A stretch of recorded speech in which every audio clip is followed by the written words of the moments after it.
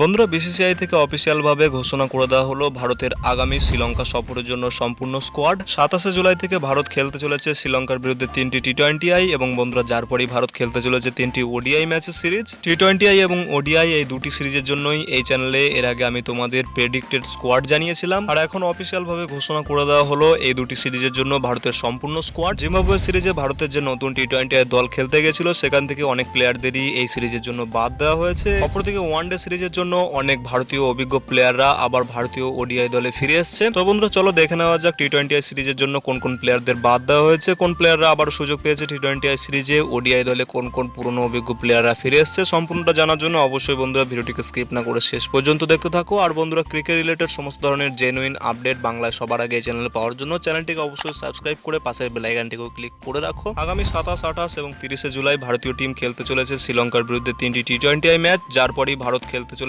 3টি ODI match. যে ম্যাচগুলি হতে চলেছে 2রা আগস্ট, 4ই আগস্ট এবং 7ই আগস্ট, যেখানে শ্রীলঙ্কার বিরুদ্ধে টি20আই সিরিজের জন্য ভারতীয় টিমের স্কোয়াডের কথা বললে সেখানে ভারতীয় টিমের ক্যাপ্টেন করা হয়েছে সূর্যকুমার যাদবকে। হ্যাঁ বন্ধুরা, ক্যাপ্টেন রোহিত শর্মা ভারতীয় টি20আই দল থেকে অবসর নেওয়ার পর সামনে 2026 টি20আই বিশ্বকাপের কথা মাথায় রেখে কোচ গৌতম গম্ভীরের নেতৃত্বে নতুন ক্যাপ্টেন করা হয়েছে সূর্যকুমার যাদবকে। হার্দিক পান্ডিয়া দলে থাকলেও তার ফিটনেস জনিত কারণে সমস্ত সিরিজে তিনি অ্যাভেলেবেল থাকতে পারেন না, যার কারণে সামনের দিনে হার্দিক পান্ডিয়াকে ক্যাপ্টেন ভাবা হচ্ছে না। এই কারণেই সূর্যকুমার দলের ক্যাপ্টেন এবং ভাইস ক্যাপ্টেন থাকতে চলেছে। জিম্বাবুয়ে সিরিজে ভারতীয় দলে ক্যাপ্টেন্সি করা সেই শুভমান গিলের সঙ্গে এই সিরিজে ওপেনারের কথা বললে সেখানে রয়েছে ইয়াসএসবি জয়সওয়াল, ঋতুরাজ গায়কোয়াড়, অভিষেক শর্মাদের মতো প্লেয়াররা জিম্বাবুয়ে সিরিজে ভালো পারফরমেন্স করার পরেও এই সিরিজে যেহেতু সমস্ত অভিজ্ঞ প্লেয়াররা ভারতীয় দলে ফিরে এসেছে, যার কারণে এই সিরিজে এই দুজন প্লেয়ারকে সুযোগ দেওয়া হয়নি। ওপেনারের পর এই টি20আই সিরিজে মিডল অর্ডার ব্যাটার্সের কথা বললে সেখানে রয়েছে সূর্যকুমার যাদব, রয়েছে রিয়ান পরাগ, আছেন রিঙ্কু সিং, আছেন দুজন উইকেট কিপার ঋষভ পান্ত এবং সঞ্জু স্যামসন। অলরাউন্ডারদের মধ্যে রয়েছে হার্দিক পান্ডিয়া, শিবম দুবে,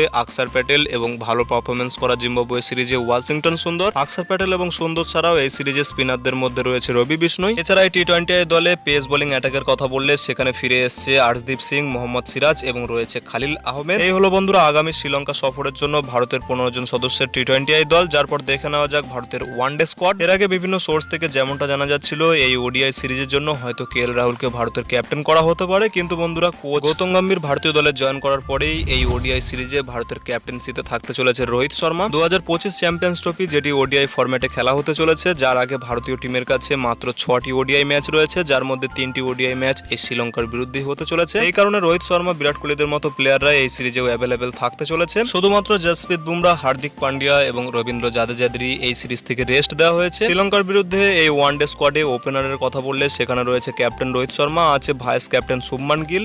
এটা থেকে হেড কোচ গৌতম গম্ভীর এবং বিসিসিআই এর স্পষ্ট চিন্তা ভাবনা বোঝা যায়। সামনের দিনের জন্য শুভমান গিলকেই ভারতীয় দলের ক্যাপ্টেন হিসাবে দেখছে টিম ইন্ডিয়া। ওপেনার ছাড়া এই ওডিআই স্কোয়াডে মিডল অর্ডার ব্যাটার্সদের মধ্যে রয়েছে বিরাট কোহলি, ফিরতে চলেছে দুজন অভিজ্ঞ প্লেয়ার কেএল রাহুল এবং শ্রেয়স আইয়ার। সুযোগ দেওয়া হয়েছে রিয়ান পরাগকেও, রিয়ান পরাগ যিনি ওডিআই এবং টি20আই দুটি দলেই থাকতে চলেছে শ্রীলঙ্কা সফরে। উইকেট কিপারের কথা বললে সেখানে কেএল রাহুল ছাড়া রয়েছে ঋষভ পান্ত, সঞ্জু স্যামসনকে সুযোগ দেওয়া হয়নি ওডিআই স্কোয়াডে। হার্দিক পান্ডিয়াকে রেস্ট দেওয়ায় এই ওয়ানডে স্কোয়াডে অলরাউন্ডারদের মধ্যে রয়েছে শিবম দুবে, আছে ওয়াশিংটন সুন্দর এবং আকসার প্যাটেল। সুন্দর এবং আকসার প্যাটেল ছাড়াও এই ওয়ানডে স্কোয়াডে স্পিনারদের মধ্যে রয়েছে কুলদীপ যাদব। পেস বোলিং অ্যাটাকের কথা বললে সেখানে রয়েছে মোহাম্মদ সিরাজ, আর্শদীপ সিং, খালিল আহমেদ এবং সুযোগ দেওয়া হয়েছে কেকেআর এর সেই স্টার পেসার হর্ষিত রানাকে। বন্ধুরা এই হলো শ্রীলঙ্কার বিরুদ্ধে টি20আই এবং ওডিআই সিরিজের জন্য ভারতের 15 জন সদস্যের সম্পূর্ণ স্কোয়াড। এর মধ্যে তোমাদের কি মনে হয় কোন কোন ডিজার্ভিং প্লেয়ারদের সুযোগ দেওয়া হয়নি এই টি20আই এবং ওডিআই সিরিজের জন্য, আর কোন কোন প্লেয়ারদের কামব্যাক করার জন্য তোমরা মন থেকে অত্যন্ত খুশি? তোমাদের মতামত ভিডিওর নিচে কমেন্ট সেকশনে অবশ্যই জানাও। আর ভিডিওটি ভালো লাগলে ভিডিওটিকে অবশ্যই একটি লাইক করে পারলে বন্ধুদের মধ্যেও শেয়ার করে দিও। দেখা হচ্ছে এমনই কোনো অন্য ভিডিওতে। Till then, bye by.